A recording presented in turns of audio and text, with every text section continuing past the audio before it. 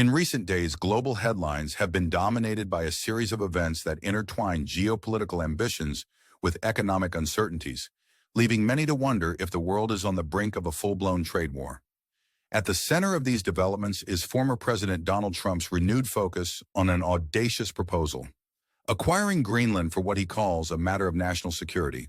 This idea, which at first seemed like another episode in Trump's long history of provocative statements, has rapidly morphed into a catalyst for international tensions, affecting everything from auto manufacturing to energy policies across continents. The concept behind Trump's proposal is multifaceted. He argues that owning Greenland, with its rich natural resources and strategic location, would provide the United States with a significant security advantage at a time when global power dynamics are rapidly shifting. According to Trump, this acquisition is not just a territorial expansion, but a means to ensure American national security in an increasingly volatile world. However, the proposal has been met with vehement opposition from multiple fronts. Denmark, which has ruled Greenland as an integrated part of its kingdom for more than 800 years, has categorically rejected the notion of selling Greenland. European nations such as Germany and France have quickly aligned with Denmark, emphasizing the importance of sovereignty and the right to self-determination. The message is clear. Greenland, with its deep-rooted historical ties to Denmark, is not a commodity to be traded on the international stage. Beyond the territorial implications, Trump's rhetoric has already begun to ripple through the global economic landscape. His proposal coincides with a period of heightened trade friction between the United States and the European Union, with Trump accusing the EU of resorting to unfair trade practices. One of his most contentious points is the claim that European cars, including models from giants like Volkswagen, BMW, and Mercedes, flood American roads at the expense of domestic manufacturers, who face significant barriers when attempting to penetrate the European market. This has led Trump to push for higher tariffs on European automobiles and to threaten policies that could force these car makers to rethink their expansion plans within the United States. European leaders, however, have not taken kindly to these measures. Ursula von der Leyen, President of the European Commission, along with German Chancellor Olaf Scholz and French President Emmanuel Macron, have all warned that any unilateral imposition of tariffs would prompt a strong retaliatory response from the EU. The stakes are high, as any escalation in this trade dispute could eventually lead to increased prices on goods, particularly for everyday consumers who might eventually feel the pinch when purchasing cars, appliances, and other imported goods. In the automotive sector itself, another battlefield is emerging that intensifies the overall picture of economic strife. Tesla, once seen as the embodiment of innovation and progress in the electric vehicle industry, is now mired in controversy over its labor practices. Unions have become a formidable foe, especially in Europe, where labor rights are staunchly defended. Denmark, one of Tesla's key markets, has seen its pension funds, managing billions of dollars in assets, pull out of Tesla investments in protest of the company's stubborn stance against unionization and its refusal to enter into collective bargaining agreements with workers. Strikes across Northern Europe, particularly in Denmark, have further disrupted Tesla's operations, leading to severe declines in sales. In Germany, the largest electric car market in Europe, Tesla's sales plummeted by a staggering 76% in just February 2025, while the broader electric vehicle market experienced a growth of 30%. This dramatic shift is not due to the quality of Tesla's vehicles, which continue to be technically impressive, but rather to the growing dissatisfaction among consumers who are increasingly siding with European brands like Volkswagen and Renault. Moreover, Tesla's image has been further tarnished by controversies surrounding Elon Musk's political endorsements, most notably his support for Germany's far-right AfD party, a stance that has alienated many potential buyers in a market known for its deep-seated brand loyalty to domestic automotive giants. As this industrial and economic drama unfolds, the ripple effects extend far beyond the auto industry. The turbulent rhetoric and policy proposals emanating from the United States have had a pronounced impact on U.S.-EU relations, exacerbating an already precarious trade war. Amidst these developments, scholars and policymakers have begun to question whether Trump's strategy, which appears increasingly aimed at distracting from domestic issues such as trade deficits and unemployment, might in fact be counterproductive. Some critics have used an ironic tone to note that, after all, If you plan to fix your economy by playing a high-stakes game of global musical chairs, you might end up losing more than just your seat.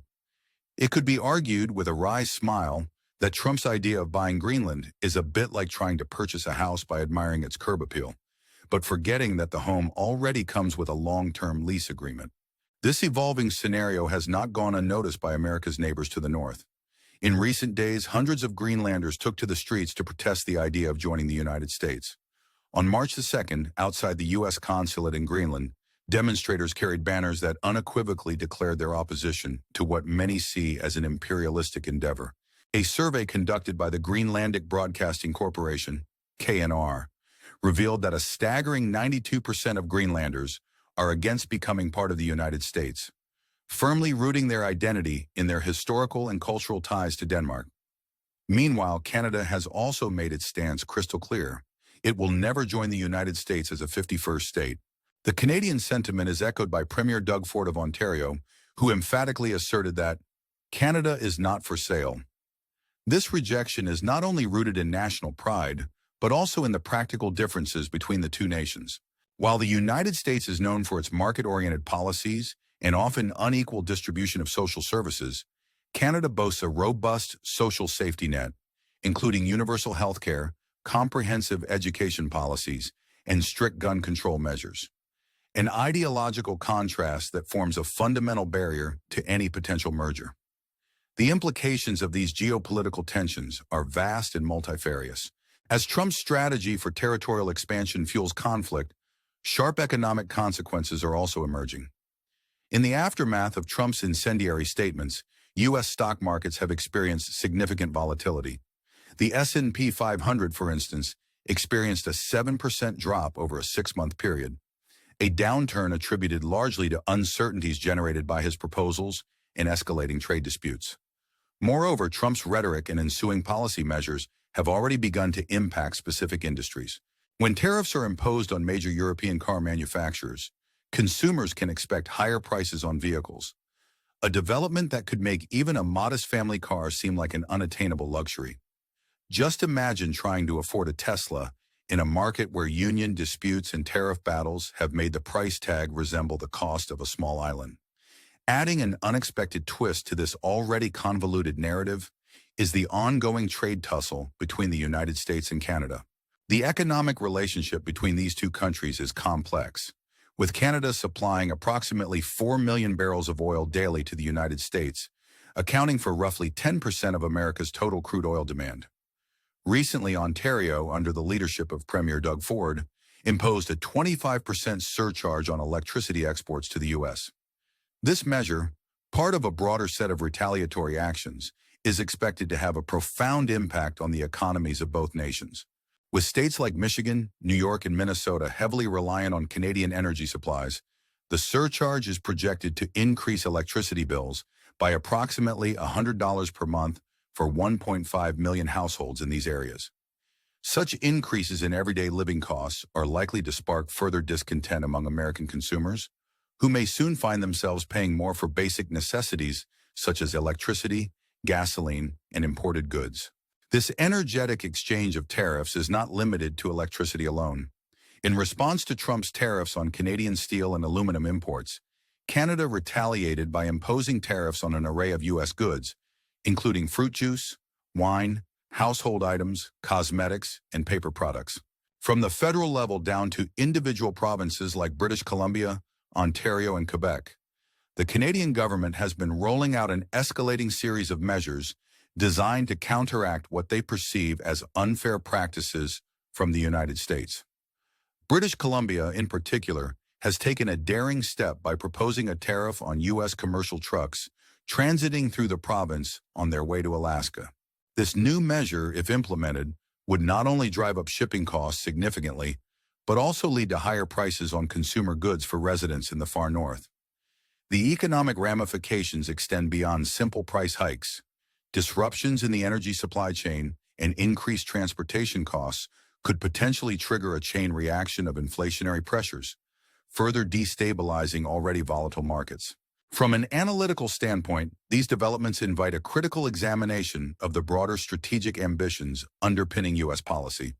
President Trump's expansionist rhetoric, including the controversial desire to buy Greenland, appears to be part of a larger framework aimed at projecting American influence on the global stage.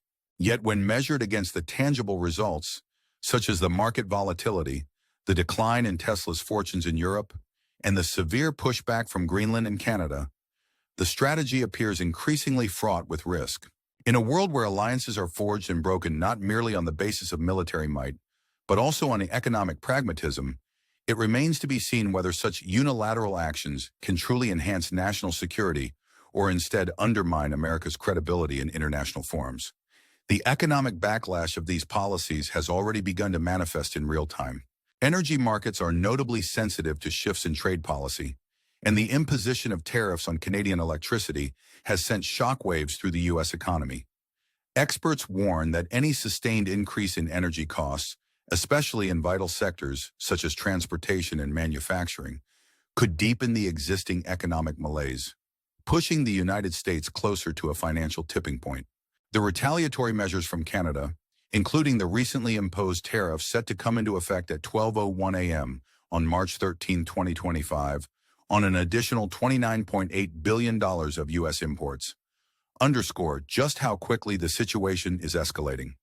With a retaliatory tariff of $3 billion already implemented on U.S. goods, the landscape of North American trade has become a complex chessboard where each move is keenly watched and countered by strategic and sometimes dramatic economic maneuvers.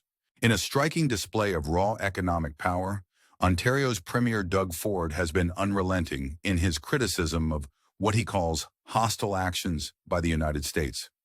Speaking with unmistakable conviction, Ford declared that these tariffs are not merely abstract policy changes, but real measures that hurt workers, businesses, and families on both sides of the border. According to Ford, this tit-for-tat tariff war is not just an economic dispute, but a battle for national dignity and mutual respect.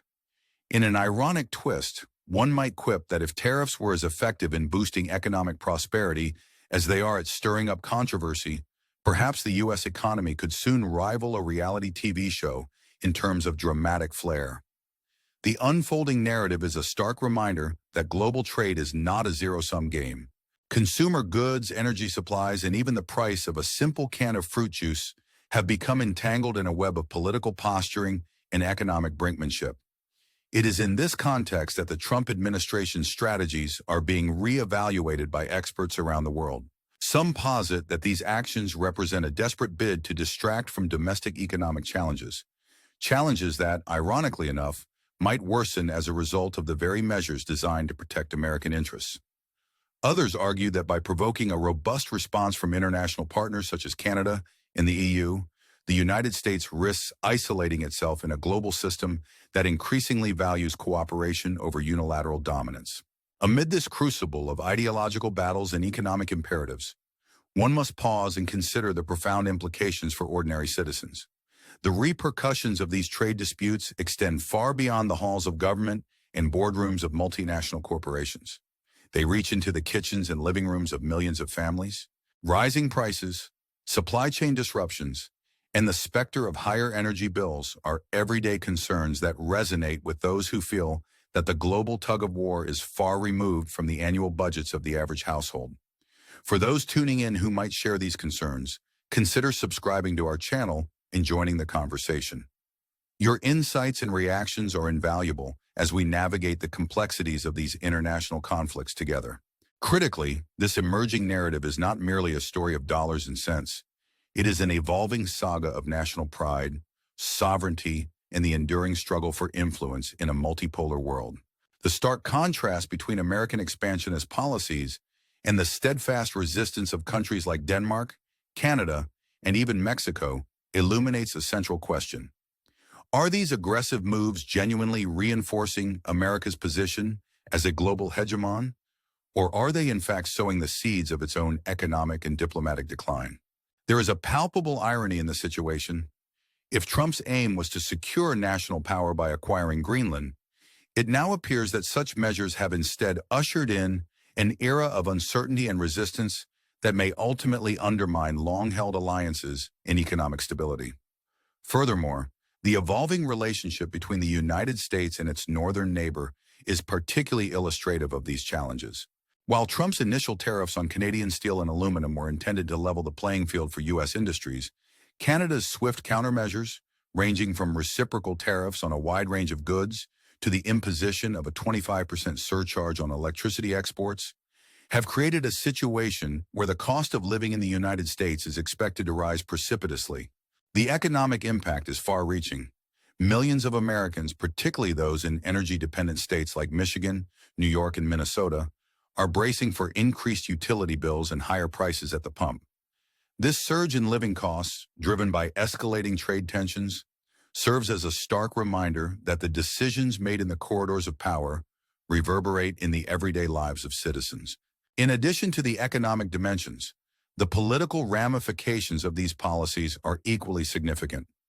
The bifurcation in responses between Canada and Mexico offers a fascinating case study in contrasting diplomatic strategies.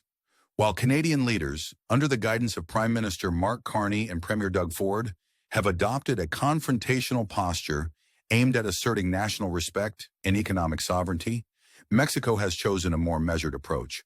Under President López Obrador, Mexico has preferred discreet negotiations and quietly leveraged its trade relationships with the United States to avoid direct confrontation. This divergence highlights an important point. In an interconnected world, there is no one-size-fits-all response, and each nation must tailor its strategy to its unique economic and political circumstances. It is worth noting that the interplay between economic policy and international diplomacy is never without its ironies. For instance, while Trump's provocative statements and tariffs were ostensibly designed to protect American industries, they may well be inflicting a broader economic wound by creating instability in global markets. Think of it as trying to fix a leaking boat by bailing out water with a spoon. Sometimes the remedy is worse than the problem. Such ironic twists naturally invite skepticism about the long-term viability of policies based on grandstanding rather than measured analysis. As the crisis continues to build momentum, the repercussions of escalating tariffs and retaliatory measures promise to reshape global trade relationships in dramatic ways. The energy sector, a cornerstone of national economies, is particularly vulnerable. Ontario's decision to impose additional charges on energy exports to the United States is a clear signal that Canada is determined to reduce its economic dependence on its southern neighbor. This move, championed under the leadership of Mark Carney, is intended not only to safeguard the Canadian economy, but also to reposition the country as a future energy superpower, one less subject to the capricious whims of U.S. tariff policies. The recent measures enacted by Canada, including the 25% surcharge announced by Premier Doug Ford, are emblematic of a larger trend toward economic self-determination and resilience in the face of external pressures. These steps, though dramatic, underscore a fundamental shift. Nations are no longer willing to be bullied into submission by aggressive trade policies.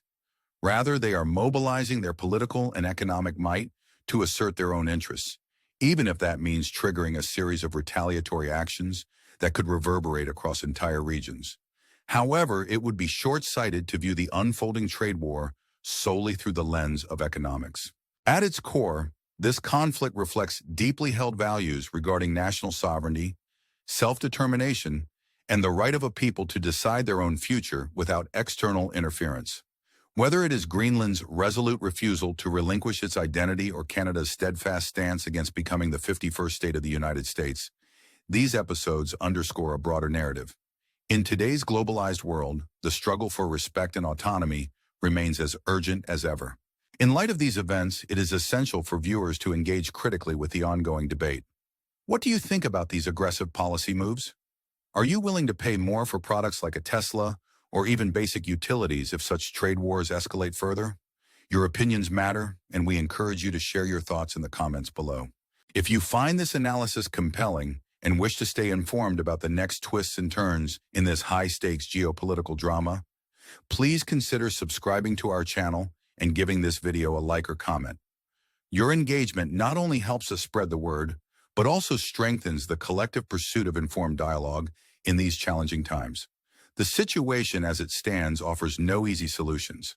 Trump's expansionist ambitions, which once seemed like a blinding flash of audacity, now appear to have triggered a cascade of economic and diplomatic retaliations that could have lasting consequences.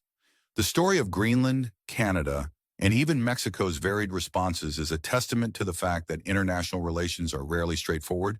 Nations, each with their own histories, priorities, and economic imperatives, continue to jostle for position in an increasingly complex and interconnected world. As these events continue to unfold, only time will reveal the ultimate winners and losers in this tangled web of ambition, resistance, and unintended consequences. History is replete with examples of policies that, while conceived with the intent of enhancing national security or economic vitality, ended up triggering unforeseen counter-reactions. In this instance, the American pursuit of strategic acquisitions, coupled with heavy-handed tariff measures, risks undermining established global trade relationships and alienating key allies. It is a classic case of unintended consequences, a situation where the rush to secure immediate advantages inadvertently sets the stage for long-term instability. Much like a comedian who attempts an off-color joke, only to find that the punchline comes back to haunt him, these policies may ultimately backfire, inflicting more harm than benefit on their proponents. At the same time, the unfolding trade war provides us with a rare, if not dramatic, case study in the evolution of international politics in the 21st century. The juxtaposition of bold unilateral actions against a backdrop of measured multilateral responses illustrates both the power and the limitations inherent in modern economic warfare. On one hand, these policies reveal a world in which nations are willing to leverage economic sanctions, tariffs, and retaliatory measures as tools of statecraft. On the other hand, the responses from Denmark, Canada, the EU, and even Mexico demonstrate that the global community is not inclined to simply acquiesce to coercion, but rather will vigorously defend its rights and interests. Perhaps the moral of the story is that in the grand theater of international politics, every move is met with a countermove, and even the most seemingly dominant players can find themselves outmaneuvered by persistent resistance. In conclusion, the developments surrounding Trump's proposal to buy Greenland, the ensuing trade war with the EU, and the escalating tariff battles with Canada are emblematic of a broader struggle for power and influence in an increasingly multipolar world. These episodes underscore the inherent risks of policies driven more by grandstanding rhetoric than by coherent, strategic policymaking. While the United States seeks to project strength and influence, its actions have provoked fierce countermeasures from long-standing allies and neighbors alike. With consumer prices on the rise, energy costs set to increase, and manufacturing sectors under intense pressure, the ramifications of these policies are poised to affect every facet of daily life. Not just in Washington, Copenhagen, or Ottawa, but in every home where the cost of living is a constant concern. The irony is palpable when one considers that the very measures intended to secure national prosperity may well be sowing the seeds of economic and diplomatic discord. As global leaders continue to spar over issues of tariffs, trade imbalances, and national identity, the world watches with bated breath, wondering if these dramatic postures will lead to lasting change or simply a temporary bout of international indigestion. One might cheekily remark that if economic policies were as forgiving as a canceled gym membership, perhaps we'd all have a little more leeway to laugh at the absurdity of it all. As we prepare to witness the next chapter in this unfolding saga, it is imperative to remain vigilant and informed. How will the United States recalibrate its trade policies in the face of such determined resistance from its neighbors? Can Canada and the EU collectively withstand the economic pressures and retaliatory measures if the dispute deepens further? And most importantly, what does this mean for the everyday consumer, whose life may soon be upended by rising costs and an unpredictable global market? These are the questions that demand our attention, and we invite you to share your perspective in the comments below. Stay tuned as we continue to unpack these developments, delving into new revelations and insights that promise to reshape our understanding of modern geopolitics and economic strategy. Don't forget to subscribe to our channel for more in-depth analysis and to join the conversation. Your engagement is the fuel that drives our exploration of these critical global issues. As the drama of international trade intensifies and the ripple effects touch every corner of society, our commitment to unbiased, fact-based reporting remains steadfast.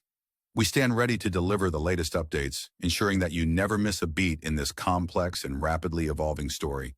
Ultimately, the saga of Trump's ambitions, the staunch resistance from Denmark, Canada, and the European community, and the economic fallout that threatens to upend the lives of millions, paints a vivid picture of a world in flux. In this era of unprecedented challenges, where national pride and economic necessity collide, the future remains uncertain. As policymakers and leaders grapple with the intricate realities of trade, energy, and sovereignty, one thing is abundantly clear. In the global arena, every action has its reaction, and even the most extravagant proposals can spark a backlash that reverberates far beyond the halls of power. Only time will tell whether these measures will ultimately serve as stepping stones toward a more balanced world order, or whether they will be remembered as cautionary tales of hubris and miscalculation.